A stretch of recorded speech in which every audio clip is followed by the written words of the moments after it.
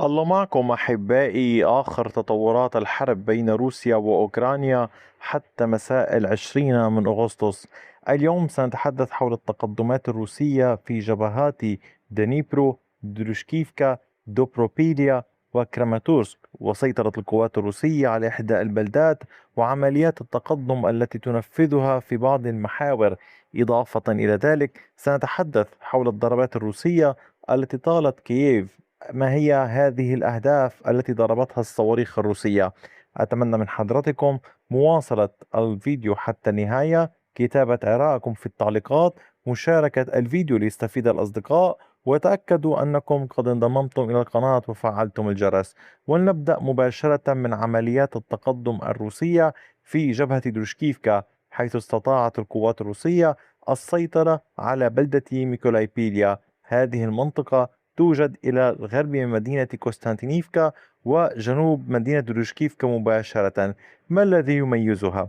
أولا، التقدم الروسي كان على كامل هذه المساحة باللون الزهري. في 9 من يوليو القوات الروسية كانت قد تقدمت وسيطرت على هذه البلدة، ثم عاد الأوكران بشن هجوم مضاد وسيطروا على النصف الشمالي. واليوم مع مساء 20 من أغسطس الوحدات الروسية فرضت سيطرتها الكاملة على البلدة. عمق التقدم للوحدات الروسية بلغ 908 مترا بامتداد أقصاه 850 مترا. هذه البلدة هي البلدة يكون قول الوحيدة باتجاه درشكيفكا من هذا الاتجاه.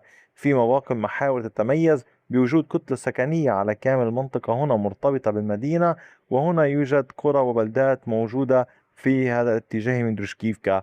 لذلك يجب مراقبة كيف ستتحرك القوات الروسية في هذه المنطقة. هنا أيضا يجدر الإشارة إلى أنه يوجد أنهر في هذا الاتجاه كما تلاحظون، وبالتالي حركة القوات الروسية نوعا ما يعني ستكون مدروسة، تكون مرتبطة بالتضاريس الطبيعية وبكيف تتعامل معها الوحدات الأوكرانية. الآن ننتقل إلى جبهة دوبروبيليا. الوحدات الروسية في جنوب دوبروبيليا استطاعت التقدم والاختراق، ووصلت إلى ماتيشيفي وسيطرت على أجزاء من الجهة الشرقية من هذه البلدة كما تلاحظون. التقدم الروسي كان على كامل هذه المساحة باللون الزهري.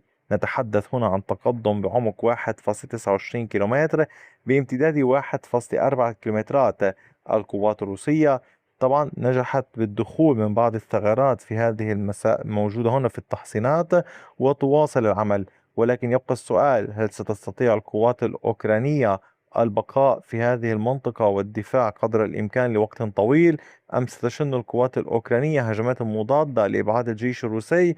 هذه أسئلة كثيرة. من سينجح وإلى من ستؤول السيطرة في النهاية؟ أما فيما يتعلق بالعمليات التي تنفذها القوات الروسية في دوبروبيليا، هي لا تزال مستمرة، ولكن من تابع الفيديوهات التي تحدثت عنها وأهميتها طبعا بدكم تعلمون أن الجيش الروسي يحاول تأمين كامل هذه المنطقة الرمادية، تأمين الطريق الموجود هنا على طول الخط الأصفر لتسهيل العمليات ونقل الوحدات والتعزيزات. إضافة إلى ذلك يمكن قول تشكيل ضغط إضافي على هذه المدينة من عدة جوانب، سواء من الجهة الشمالية الموجودة هنا أم من الجهة الجنوبية حيث يحاول السيطرة. أما فيما يتعلق بجبهة دوبروبيليا ولكن من جهة أخرى، الجيش الروسي واصل تقدمه، وقد استطاعت الوحدات الروسية الوصول إلى مشارف رويجني. هنا التقدم الروسي كان على كامل هذه المساحة باللون الزهري. عمق التقدم للوحدات الروسية بلغ 2.34 كيلومتر بعرض 960 مترا.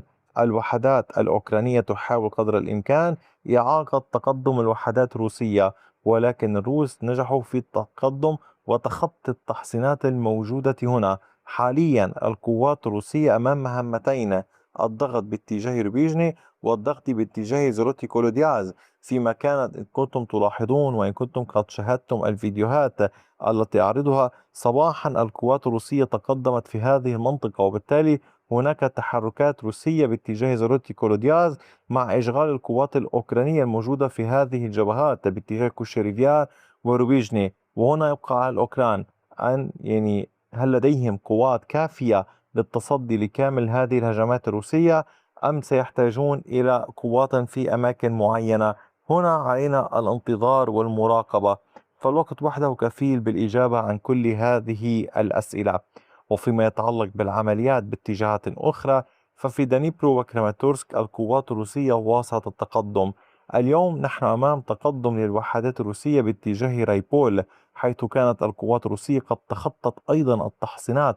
يعني هناك فكرة أريد شرحها. تخطي التحصينات الروسية والأوكرانية هام جدا بالنسبة لكلا الطرفين، يعد من إحدى أصعب المهام، وفتح ثغرات لإرسال مزيد من القوات. ولكن تبقى مراقبة المسيرات، وبالتالي عملية الدخول والتقدم من شرق إلى غرب أو من غرب إلى شرق التحصينات يعني يعد أمرا صعبا لكلا الطرفين. الروس اليوم تقدموا، سيطروا على كامل هذه المساحة باللون الزهري كما تشاهدون. نتحدث عن هذه المساحة وهي بعمق 2.5 كيلومتر بامتداد 1.14 كيلومتر. الوحدات الروسية حاليا تخوض معركة للدخول باتجاه ريبول. في الوقت نفسه الوحدات الروسية الموجودة إلى الجهة الجنوبية تعمل كما أشرت لكم صباحا من هذا الاتجاه نحو كورونا ميزوفا وباتجاه تشويفي. هذا المحور يدعى محور ميزوفا. وكما قلت لكم ميزوفا تركز القوات الروسية، كانت على الضغط باتجاهها وتحاول هذا الاتجاه الجديد بعد أن كانت القوات الأوكرانية قد ركزت على نوفابافليفكا. تعد هاتين البلدتين هامتين جدا للتصدي للجيش الروسي على أبواب مقاطعة دنيبرو، مع خط التحصينات الموجود هنا بكثافة كما تشاهدونه. وبالتالي هي معركة حاسمة في هذه المنطقة. أتمنى أن تدركوا أهميتها كما أهمية كل منطقة يتم الحديث عنها. أما فيما يتعلق بالعمليات نحو كراماتورسك فباتجاه سابيانسك الجيش الروسي واصل التقدم. هنا الوحدات الروسية تضغط، وقد سيطرت على هذه المساحة باللون الزهري كما تشاهدون. عمق التقدم للوحدات الروسية بلغ أكثر من كيلومترين بعرض 970 مترا. هناك أمر هام يجب معرفته. هناك بسكونيفكا حيث لا تزال توجد قوات أوكرانية، وهو سبق أن تقدم الجيش الروسي بهذا الاتجاه. وهناك يعني القوات الأوكرانية وسيطرتها الكاملة على ستاردويفكا. على يبدو هناك محاولات روسية لعزل البلدتين أو التعامل معهما عبر الضغط في هذا الاتجاه والضغط المباشر. يعني يريد الجيش الروسي السيطرة على كامل هذه المنطقة. هذه المنطقة ستزيد وستوسع مساحة يمكن قول المواجهة بين الروس والأوكران أمام ميكولاييفكا. وبالمناسبة الوحدات الروسية وحدات استطلاع لا تزال تعمل في هذا الاتجاه، خاصة في اتجاه المنطقة الموجودة هنا محطة الكهرباء، وهي هامة جدا بالنسبة للأوكران بشكل كبير. أما فيما يتعلق بالضربات الروسية، كانت الضربات الروسية قد جرى استخدام العديد من الصواريخ باتجاه كييف. هذه الصواريخ الروسية جرى اعتراض عدد منها، طبعا هذا كان لافتة، ولكن صواريخ اسكندر لم يتم اعتراض أي منها. إضافة إلى ذلك الضربات كانت كالتالي: ضربات صاروخية على مصنع أنتونوف في هذا الاتجاه كما تلاحظون. نحن نتحدث عن ضربات روسية تمت نحو هذا المكان. هذا المصنع يعني هام معروف بعدد من الصواريخ. نتحدث هنا تحديدا عن صواريخ من طراز اسكندر وزيركون وكاليبر. أما الضربة التي طالت المنطقة في المنطقة الصناعية هنا في هذا الاتجاه في هذه المنطقة، الضربة في هذه المساحة كان قد جرى من خلالها استخدام أيضا صواريخ اسكندر MS زيركون وكاليبر. والضربة الموجودة هنا في هذا الاتجاه جرى استخدام صواريخ من طراز اسكندر M مع زيركون. نتحدث عن هذه المنشأة الصناعية. وأيضا الضربات التي طالت منطقة بروفاري في كييف في محيط كييف هنا كما تشاهدون، جرى استهداف مخزنات وقود للأوكران في هذه المنطقة. هذه جرى استخدام صواريخ كاش 101 كاش 59 69 وصواريخ زيركون وصواريخ من طراز اسكندر MS. أما المستودعات اللوجستية الموجودة في المكان في هذا الاتجاه أيضا جرى استهدافها بصواريخ أيضا من نفس النوع. وكان هناك إحدى المنشآت والمستودعات الموجودة في هذا المكان أيضا جرى استهدافها بصواريخ من طراز اسكندر MS وصواريخ زيركون وصواريخ KN 23 الكورية الشمالية الصنع. أحبائي هذه كل أمور هامة، ولكن ركزوا ما قلته آخر كلمة. كائن 23 صواريخ كوريا الشمالية. وما تحدثنا عنه في وقت سابق أن القوات الروسية تستخدم هذا النوع من الصواريخ، فيما الأوكران كانوا قد تحدثوا أن وحدات من كوريا الشمالية قد وصلت إلى روسيا، ووصلوا بأعداد كبيرة مع 120 صواريخ، مع عناصر، مع وحدات صاروخية، إضافة إلى الحديث حول ارتفاع أعداد المحتملة للقوات الكورية الشمالية التي كانت قد أتت إلى روسيا أو التي قد تأتي إلى روسيا. هذه كل التفاصيل تحدثنا عنها في وقت سابق، تحدثت عنها، ولكن ننتظر مزيدا من التفاصيل والمعلومات. أتمنى من حضرتكم دوما عدم تفويت أي فيديوهات.